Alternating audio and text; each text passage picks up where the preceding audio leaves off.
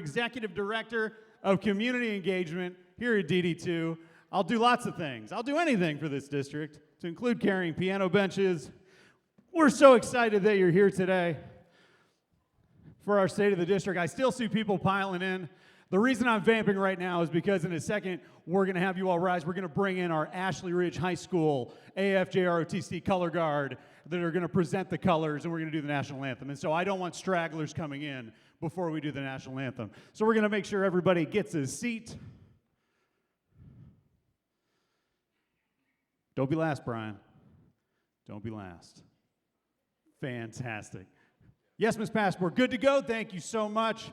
At this time, ladies and gentlemen, if you'd please rise for the presentation of colors, again, from our Ashley Ridge High School AFJROTC color guard, and remain standing for the national anthem.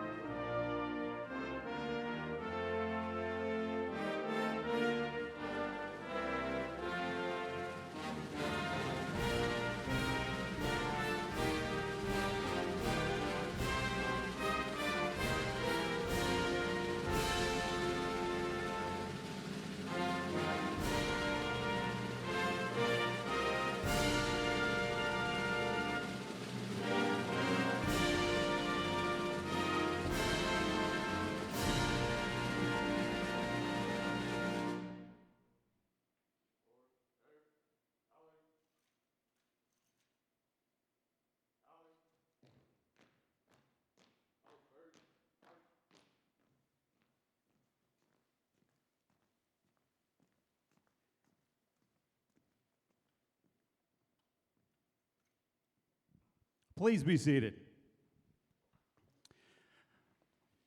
We've had a little change in the program this morning. Our dear friend, Ms. Shanique Summerhill, our 2023 District Teacher of the Year, was on the program to provide our invocation. She had an unavoidable family emergency, and we found that out this morning. But what a testament to this event that I can look out into this crowd. I will now pick someone at random to give the invocation. You, sir, Mayor of Somerville, Russ Touchberry.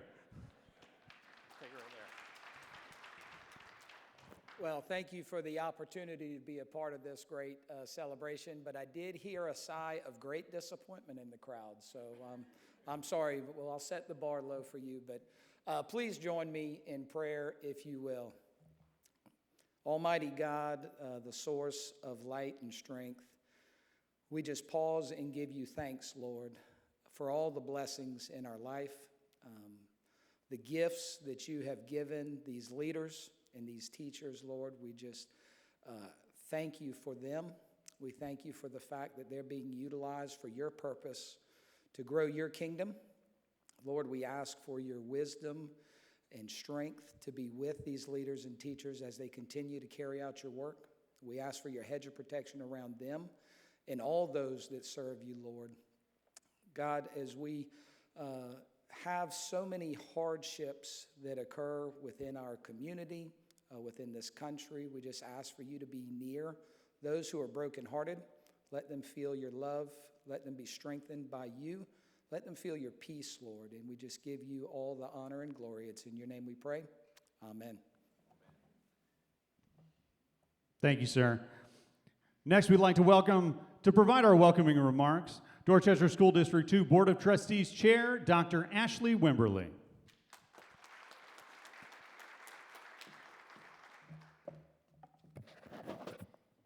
Good morning, welcome, and thank you for being here. It's both an honor and a privilege to speak to you today. I want to share a message that I believe lies at the heart of our community's future: the power of partnerships and collaboration. In the ever-evolving landscape of education, one truth that remains constant is that the success of our students hinges on the collective efforts of all stakeholders within our community. Our teachers and staff work tirelessly to provide the best opportunities for students, but they cannot do it alone. Over the last few weeks, I've had the privilege of serving on several Teacher of the Year committees within our schools. Now, for those of you not familiar with this process, let me briefly explain. The school staff nominate and choose their top 3 candidates. Then the schools assemble a committee of outside individuals to observe these teachers in the classrooms, interview them, and decide who will be the school's Teacher of the Year. These teachers are the best of the best, chosen by their peers, and their love of teaching, dedication to their students, and passion for education is contagious. I wish I could put every member of our community on a Teacher of the Year committee. It offers new insight and understanding of what our educators do, the challenges they face, and how fortunate we are to have them. I believe that the single most important piece of a child's educational success is the teacher. We cannot be successful without high-quality, excellent teachers who love what they do. As part of the Teacher of the Year process, we ask the nominees, if you were to win Teacher of the Year, what would your message to the public be? Here are some of the things they shared. I want the public to understand this. Teachers are doing far more than educating. We are shaping lives, building futures, and pouring everything we have into the next generation. Partnering with us, recognizing and honoring our efforts will make all the difference. Together, we can build better leaders, stronger communities, and a brighter future. Here's another one. Effective parent-teacher communication is crucial for student success. By maintaining open and transparent dialogue about academics, educators can help students reach their full potential. After all, it truly takes a village, one where teachers and parents alike feel empowered to seek and offer advice, sharing both highs and lows. And another, if chosen as Teacher of the Year, my message to the public regarding public education would highlight the importance of collaboration. It is imperative that we work together to help our students set and accomplish goals. These teachers are passionate about teaching, and they love their jobs, but they all recognize that they can't do it alone. One thing that really stood out to me is a statement that came from a special education teacher in one of our elementary schools. She said, "We need a better bridge."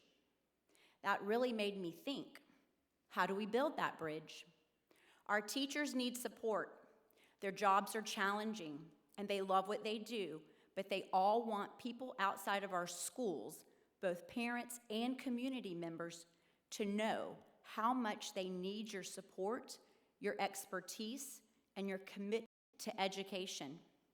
Teachers are the backbone of our educational system, and they deserve our admiration and our encouragement. When our community leaders and business partners invest time and resources in our schools, it builds a bridge. It sends a powerful message: education matters. It fosters a culture of respect and appreciation for the challenging work our educators do. Additionally, these partnerships help bridge the gap between the classroom and the community. When we collaborate, we break down barriers and create a sense of unity. Our collaboration shows students firsthand the impact of their education and the importance of giving back. They become engaged citizens and are aware of their responsibilities and their potential to contribute to society. It's no coincidence that the theme of today's event is teamwork and building a winning team. Creating a winning culture and environment for our district staff and teachers is a priority for us. But today, I'd like to take that a step further and include you in that equation. You are a bridge. You can help us build connections, tell our story, and shine a light on all the good we are doing and how others can better support us.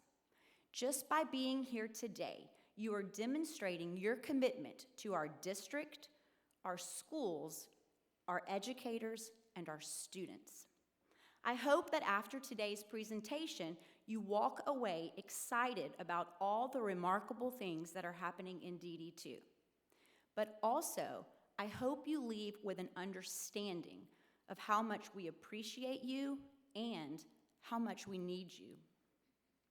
You are vital to our continued success, and we are grateful not only for what you do in our community, but also for the bridges you build that support our teachers, develop educational opportunities, and prioritize public education. Thank you. Thank you again for being here.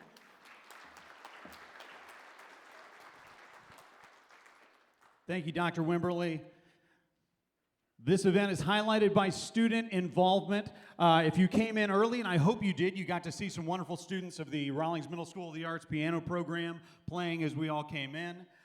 We had the wonderful Ashley Ridge Color Guard come in, and now we are very fortunate, come on out, to have with us our Sandhill Singers from right next door. We're so fortunate that the Summers Corner Performing Arts Center is on the campus of two wonderful schools, both Rawlings and Sandhill, and so it doesn't take a lot for us to make this happen, and they have a performance for us.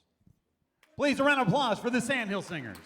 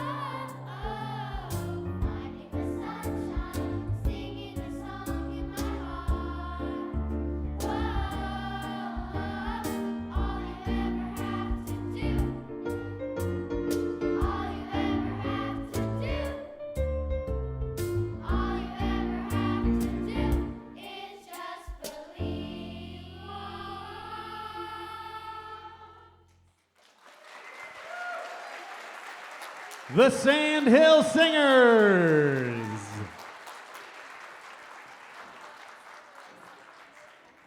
Get some high fives from the superintendent.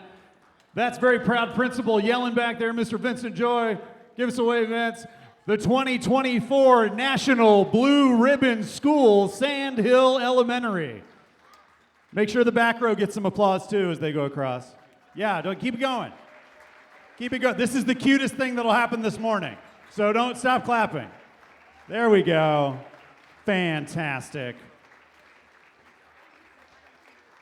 I'm glad I don't have to talk now, but we'll welcome our 2024 District Teacher of the Year, Miss Sarah Nesbitt, with a very hard act to follow. You can clap for Sarah too, it's all right.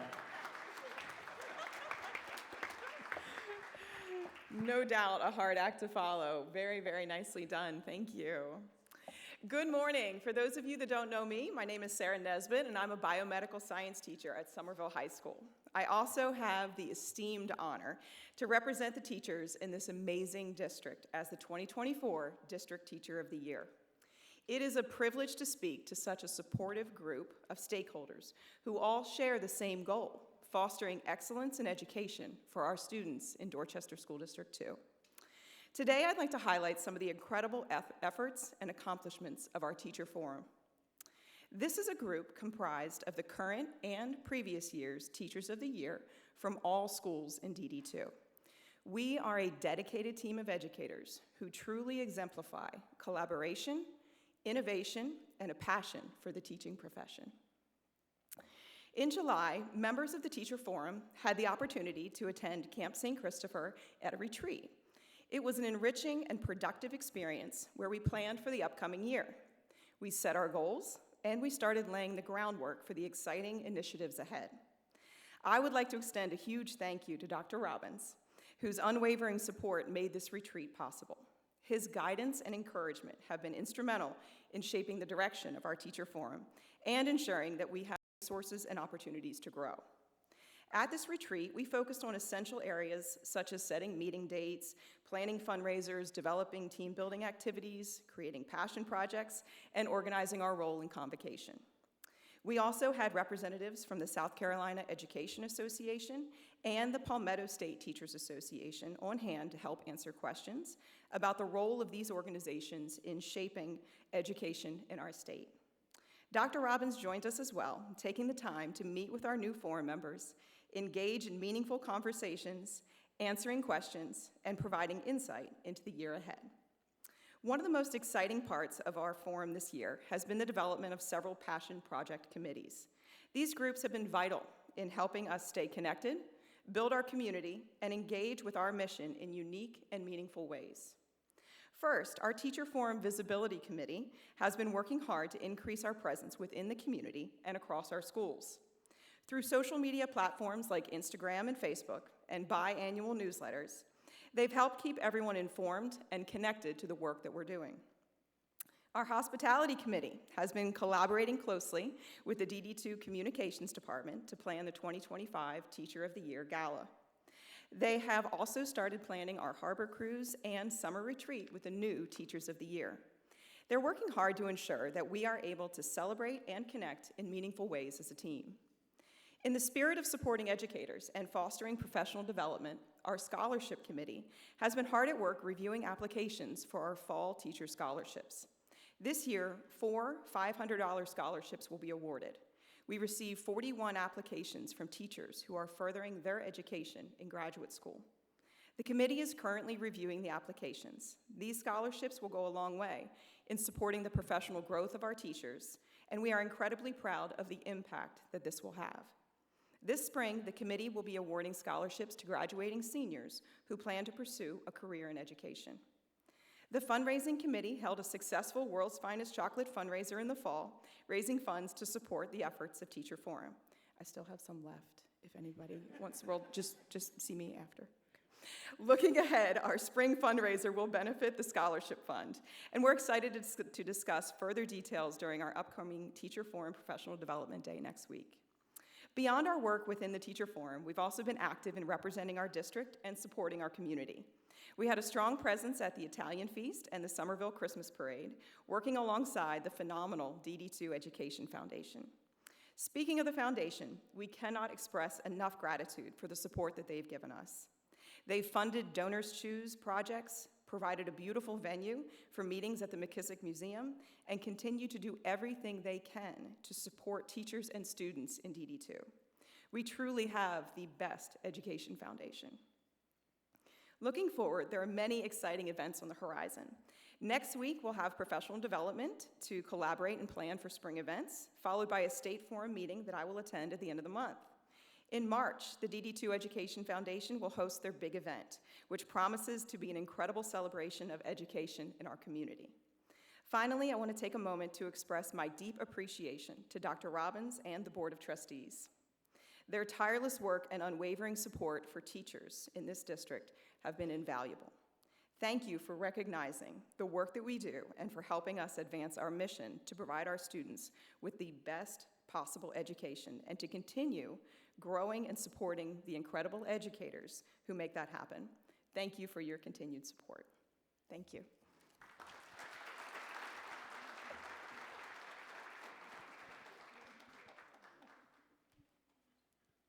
Thank you, Ms. Nesbitt. And without further ado, the man of the hour to go through everything. Turn your lapel on, Dr. Robbins. Perfect. Superintendent of Schools, Dorchester School District 2, please welcome to the stage Dr. Shane Robbins. Thank you, sir. Well, I always say this when I have a chance to present, and I present last. It's always a letdown for some of you probably because I'm following wonderful student performers and two amazing speakers that honestly, if anything, make me understand and realize why I do what I do every day. I feel very blessed to be the superintendent of this amazing school district. Also, I want to say thank you for our board for being here. If you don't know our board, they are very involved, engaged, and want nothing more than to see us continue to strive and be the very best school district we can be. So Dr. Wimbley is our chair, Kelly Bates is our vice chair. We also have Evan Guthrie that's with us today, Cynthia Powell, Annie King, Jim Lee, and Justin Farnsworth. So please give them a round of applause. It's a thankless job being a board member, but we're very appreciative of their support. Again, welcome. Last week, kids were building snowmen, and this week, I'm back on my Harley. Who could figure in South Carolina our weather? But I want to share a kind of a funny story with you. One of the things that superintendents and leadership teams have to do that's not fun is make decisions on school, and especially in weather seasons. So again, obviously we had snow, unprecedented snow. We hadn't had it. Snow like that since about 2018. So I'm on calls with fellow superintendents. Our safety team's on calls with Dorchester County Emergency Management, who has been a phenomenal partner for us. And then our team is on calls kind of making decisions on what's the next day is going to be like. So one of our most recent calls that we were on, we decided, okay, we are going to be able to go back to school. And so we're just doing a round robin and sharing information, making sure we're prepared, kids coming back to school. And my deputy superintendent, who hails from the Midwest and the North like I do, he did something that is very customary for us up there, and that is we always send a message out to remind our staff to have the custodians go out to shovel the sidewalks, to put salt down to make sure people don't slip when they're coming into the school and things are safe. Well, when he said that, everybody unmuted, and we heard a lot of laughter. And I'm like, man, come on. They don't have snow shovels down here. We don't shovel snow in South Carolina that often. So, Chad, sorry, but it was a little icebreaker for us and a little humorous. But again, we do appreciate your patience. That's not an easy decision to make. We cover a lot of different territories, so what may look like it's safe and travelable, you're able to travel safely in one area of our county, may not be able to do the same. Plus, we have to consider all the teenage drivers that we're putting on the road, so we really try to make the best decision possible. So, and also before I continue on, there's a group sitting in front of me that I just really want to give a special shout out to. It's our special ed parent liaison group. I just met with them this week. When we talk about partnerships, it just, parents and community involvement are so meaningful to us. And this group has come together in the last 2 years. They do a lot of hard work to try to raise awareness and support the district, and I've really enjoyed my time with them. They're amazing and a wonderful support structure. So thanks for being here today, ladies. So in all seriousness, thanks for spending some time with us this morning. I know you all have busy lives, but it is truly a great day in Dorchester County. And as I get into presenting some of my slides, I want to say this. We always look at our glass as being half full and not half empty. So when we talk about some of these slides, we're going to show you the facts of the matter of what we're challenged with in our school district. But understand this, we always approach it with a positive impact and influence on what we try to do and how we operate. Our glass truly is half full, it's not half empty. Our staff, or as we refer to them as Team Dorchester, continues to excel. Just yesterday, and I believe I can say this because I'm not mentioning the school, we were notified that one of our schools has been named a Palmetto's Finest finalist for this school year. And we were also notified that Rebecca Webb, the librarian at Oak Brook Middle School, was awarded the 2025 South Carolina Outstanding School Library Program of the Year Award. So please give them a round of applause. I just want to say we do more with less, and we excel more with less, and that's very evident in that right there. Have you ever wondered what makes a team unstoppable? This year our leadership team is working on a book study by John Gordon and Mike Smith titled You Win in the Locker Room First, the 7 C's of building a winning team in sports and in business. Building a winning team starts long before the game day, or in our case, before the first day of school. It's about building relationships and a strong support structure. So what are the 7 C's? Clarity. Do you have a defined vision and goals? We do in our district. Communication. Do you foster open dialogue among your team members? We do our very best to try to have open dialogue. Everybody has something to input into any given situation, and it makes us stronger for who we are. Collaboration. Do we encourage teamwork and support? Commitment. Do you cultivate a sense of dedication? Courage. Do you embrace risk and take the chance to fail? And do you have the courage to do that? Because not every initiative you try is going to be successful. You have to have the courage and the willingness to do that. Confidence. Do you build each other up? Do you build trust amongst one another in your team? And then celebrate. No matter how big or small the accomplishment, do you celebrate those small wins? And so those are all things that we're studying to make sure that's embedded not only at the leadership level, but in the classroom level and within our community. So again, thank you for being here this morning. I hope that you find this information that I'm going to share with you beneficial. But when we get into some of these slides, I want to go back to and remind you that our glass is half full. It's not half empty.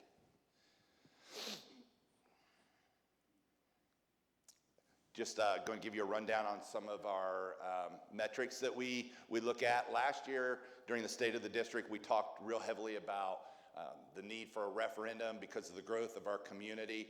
I will tell you, if you look in the last 10 years, we've gone from 24,000 plus students to just over 26,000 students. We did slow down a little bit this year based on what our forecasting model showed us, but in conversations with several people in the mortgage industry, in the real estate industry, and even in my time on the Economic Development Council Board and the Chamber Board, we think a lot of that probably had a little bit to do with the election, and people were cautious and they were waiting. So we expect that that's going to, we're continuing to grow, but there's no doubt we're going to continue to grow. If you just drive around this county and you see all the subdivisions that are being developed, it just slowed down a little bit this year, but we did still grow. Press the down arrow, Dr. Robbins. Oh, thank you. Press it one more time. What would I do without Brian? So here, who are we? Here's just a real quick look at a breakdown of our demographics. It has started to change a little bit. Our population is starting to diversify a little bit more than what we have been accustomed to. I will also tell you, and you'll see this on one of the following slides, and that is our poverty index is starting to increase a little bit as well, and that is particularly challenging in our community when you look at the price points of our homes. So it's challenging for us when we go to recruit teachers, new first-year teachers into our community. We definitely want them to live here. We want them to be a part of the fabric of our community, but the affordability for some of them is such a challenge to be able to move into the community. So it's an important metric for us to take a look at. So here's a look at our team. Number one, we are the largest employer in Dorchester County. We have over 1,800, almost 1,900 certified employees. Our average salary right now, based on our last metrics and understanding that we start at year 0 and we go to year 30, and there's a step increase all the way up, is about $53,000.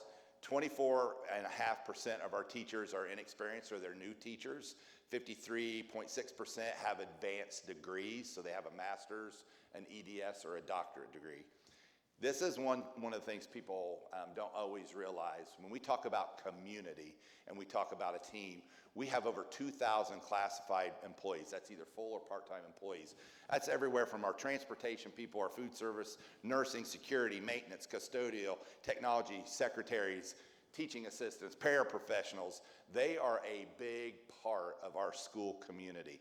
And so it is wise of us to make sure that we keep them included in these conversations as we build the environment that we want for our kids. So we have over 4,000 employees in our district. That's a big load of folks. I always remind people too, when we're making decisions such as weather delays and cancellations and safety measures, at any given point in time, 180 days out of a year, about 17.6% of the entire population of Dorchester County is underneath a school roof. So that's students, that's employees, so that's an awful lot of people, and that's a huge responsibility.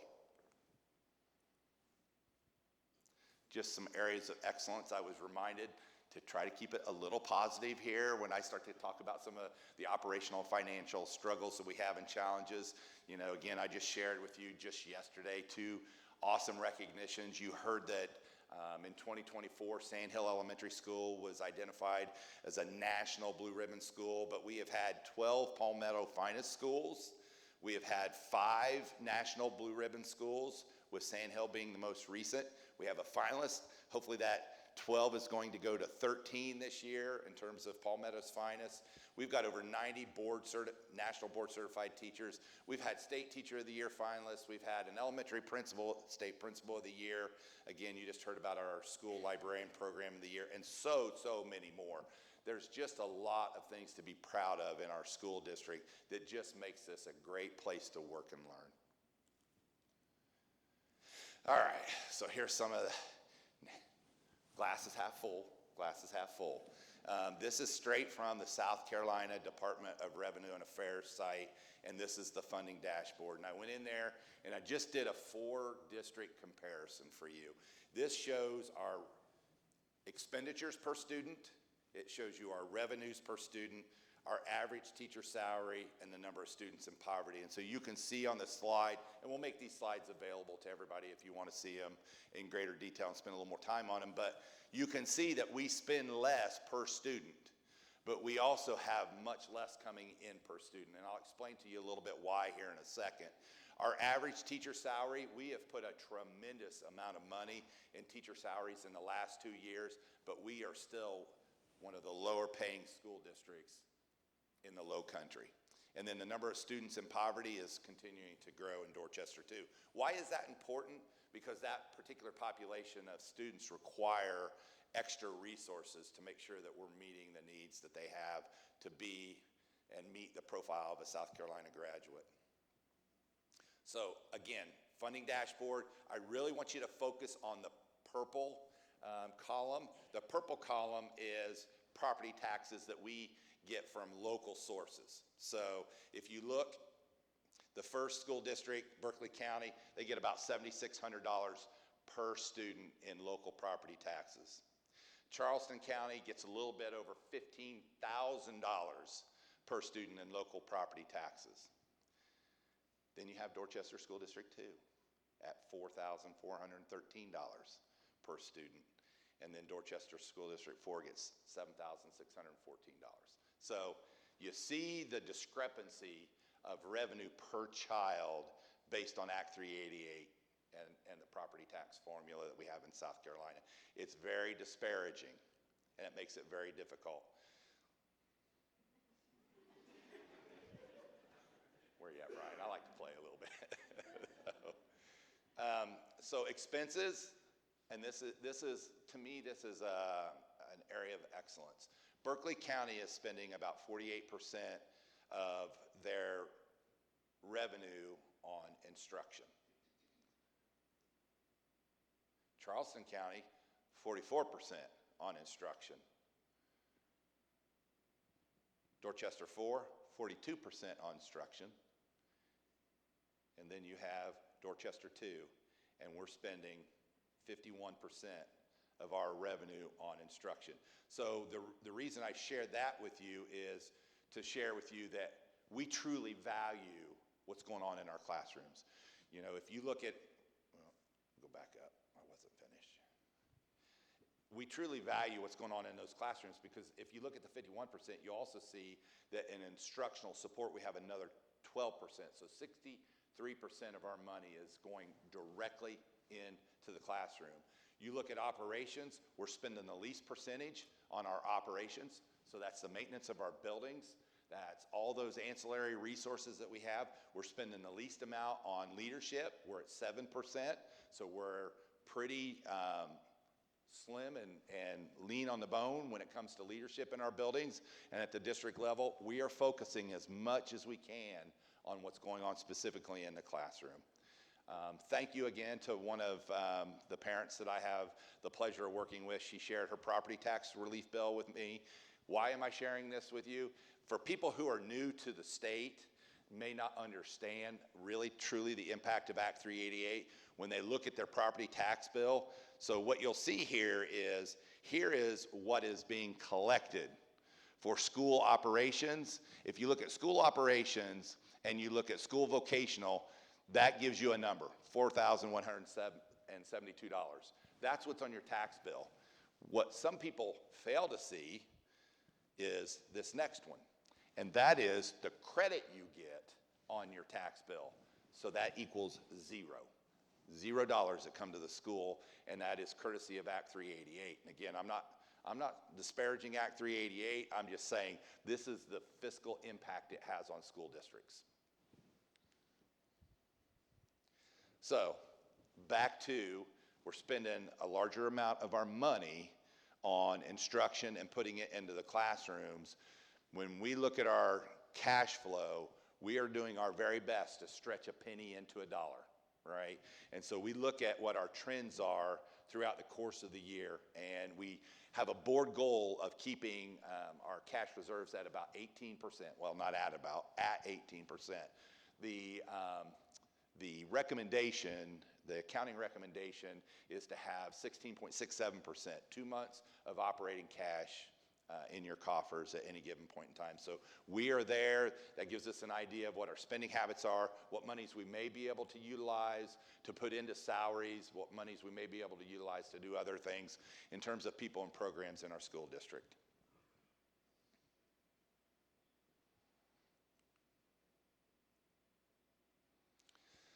So last year, and to our business community, you're the ones that feel the brunt of this, but I want to say sincerely thank you.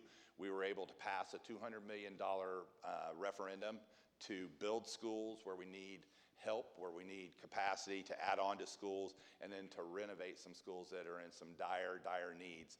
That $200 million referendum, we were able to pass and maintain a solid 65% mill rate. We did not raise taxes in doing that. Again, I think that goes back to the fiscal conservativeness of the district over the years. We hadn't taken out a bond referendum for 12 years. We were at a point where we had no choice. We needed to do that.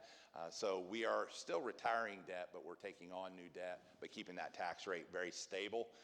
In doing so, if you weren't a part of my discussion last year, we're building 1 and possibly 2 new elementary schools. We're adding multiple 10 classroom wing additions in. We're putting classroom additions at Somerville High School, Ashley Ridge High School, Fort Dorchester High School, multiple HVAC units that were just in dire need. They were 30 plus years old. And that's an expensive move for us to be able to do that. So again, that money is being used exactly how we told you we were going to use it. There on our website, you can even go in and you can look at the project list, and you can look at the Gantt chart, and you can see the timeline in which those projects are expected to be completed. We're doing a huge renovation of Somerville Elementary School, tearing down a wing and adding 24 classrooms there. Again, a beautiful school, it just needs some TLC. So again, we thank you for your support in that. But this shows you what our debt service schedule looks like over the next several years. Salary and benefits. Again, I told you how much we try to push into the classrooms. In 2 years, we have put, in the 23-24 budget season, we put $27.9 million into the budget for salaries and benefits. And again, when we look at salaries, that's not just dollars. What people sometimes fail to realize, and our business community understands this, that is 30 to 35%, maybe even more of a salary is captured in the benefits. So that's a huge expense that you don't always capture.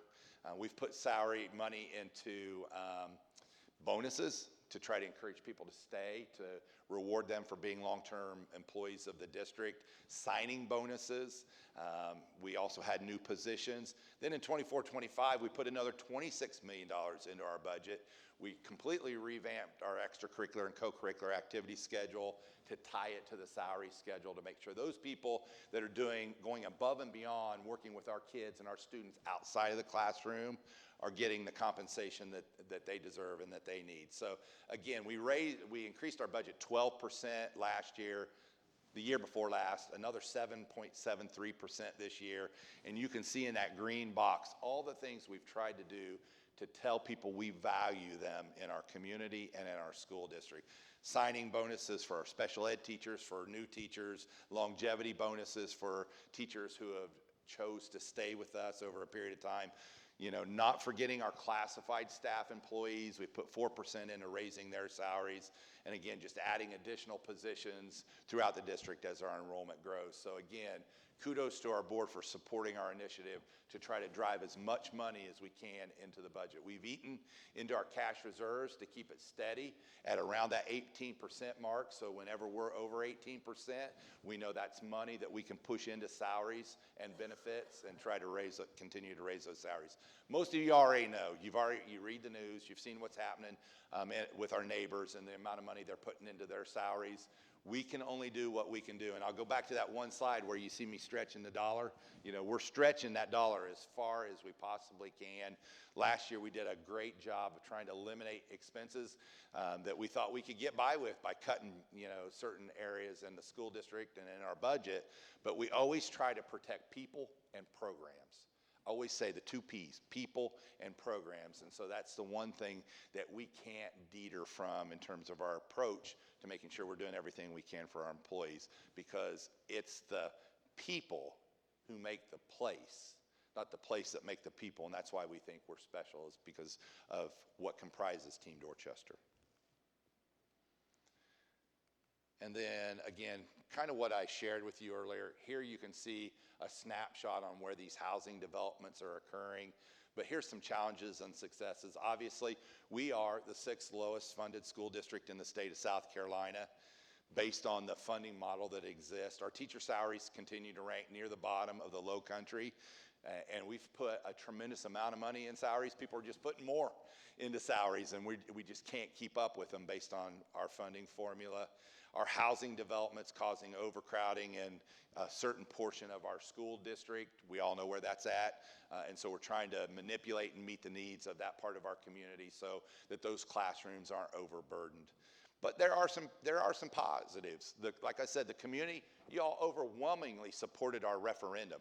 It was a 76% in favor of the referendum to address our facilities needs, and we're very appreciative of that. You know, we continue to achieve academically largely in part to the loyalty of our staff. Their willingness to go above and beyond to do what it takes to make sure kids are successful. And again, that is why we are who we are, is because of them. And then finally, state and national accolades continue despite our funding gap. So I'm going back to the glass is half full, it's not half empty. We will address these challenges head on, knowing that we're going to have to make some tough decisions to maintain our status as the leader in education in the low country. And I think that's all I have. But again, just in closing, I want to say this. Again, thank you for your support.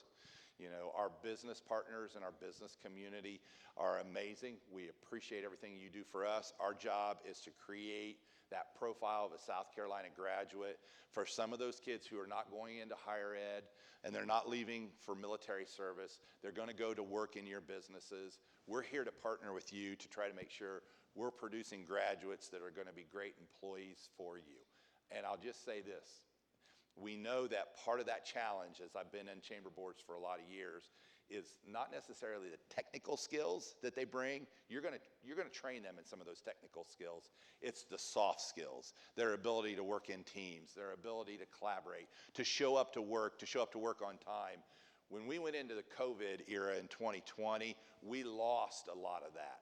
So that gap that we were slowly closing was like dropping a grenade in there and blowing that back out as we try to reintegrate our students into that mindset and that way of thinking. But we truly believe that the way we do things in our classroom with our digital convergence environment, our blended classroom instruction, we're trying to build that capacity for our students so that they can go into your workplace and they can be very productive employees for you. So again, thoughts, suggestions, take them to Chris Kaler.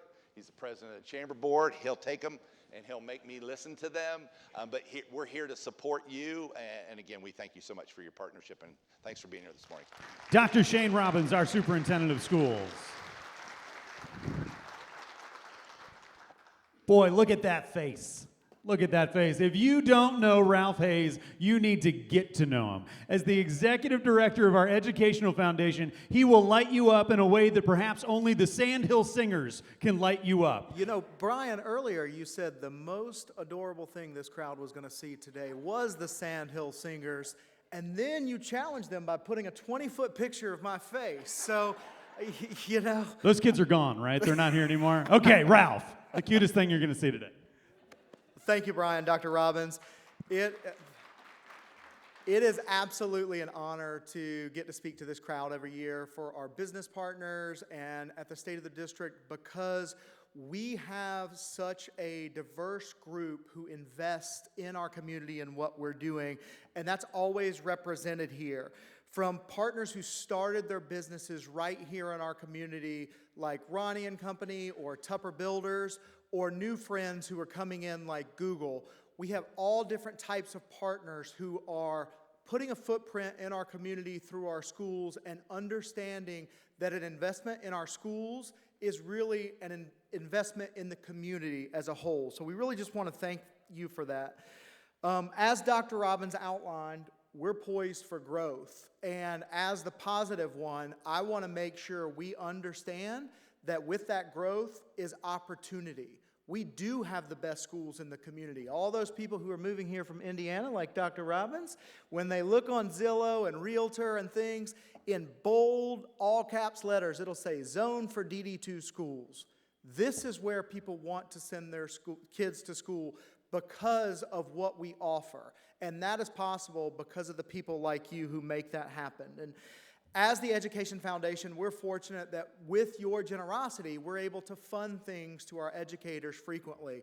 And I often get thank yous from the teachers to say how impactful it was, but I really wanted to share one that I recently got because it really embodies our Team Dorchester philosophy. And so when this came through, I really felt that it should be shared. So it goes, coming from another district, it has truly been an honor to join the DD2 family.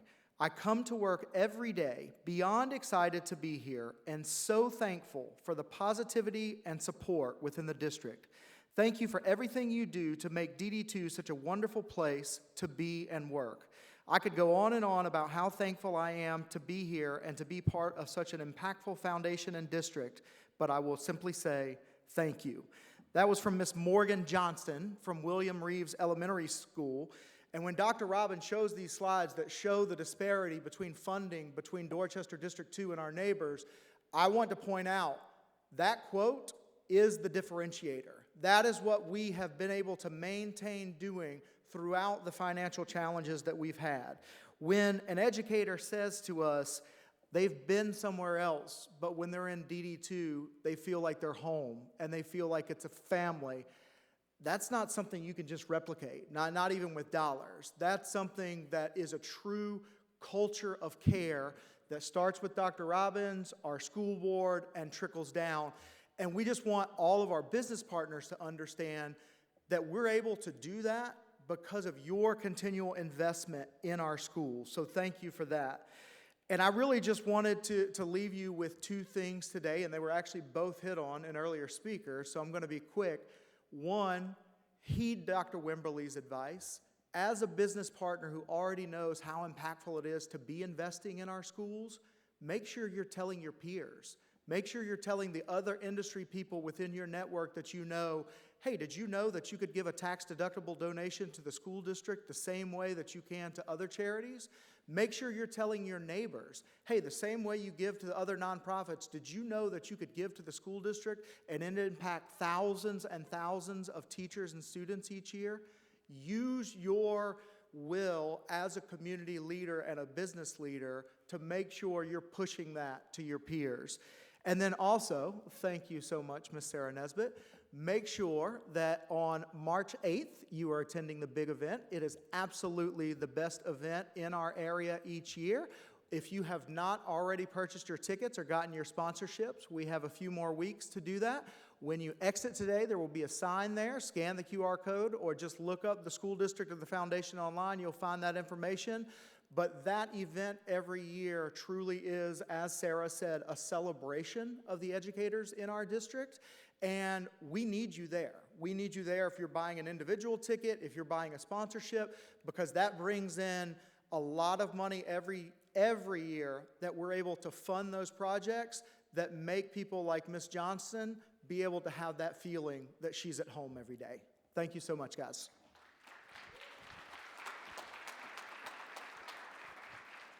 Thank you, Ralph. Always wonderful. Where's the clicker, Dr. Robbins? Oh, it's over here.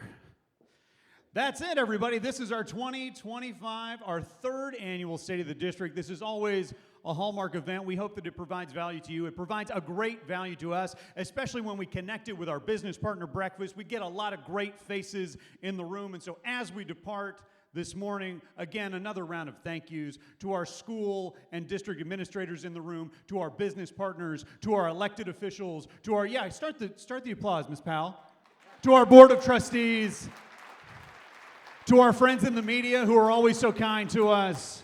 Thank you so much for being here, and we'll see you next year, right? Put it on the calendar.